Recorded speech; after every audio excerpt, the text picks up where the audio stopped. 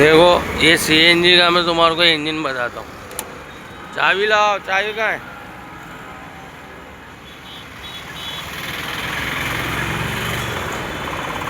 देखो ये दरवाजा, ये इंजन है सीएनजी का।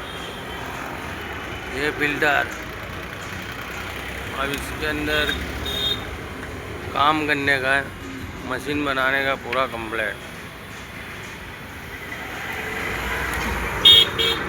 इसके जंपर भी खलास है, बॉडी भी खलास है, कंप्लीट इसका इंजन बना के लोहारी काम करके गाड़ी कंप्लीट करने की है। देखो ऐसी हालत है ये इंजन की। ये देखो एक्सेल फिटिंग हो रही है सीएनजी की। ये कामरान फोरमैन है। कामरान इधर देख। हाँ एक्सेल फिट करो फटाफट। हाँ मारो बरोबर बिठाओ, थोड़ी एक्सेल बरोबर बिठाओ।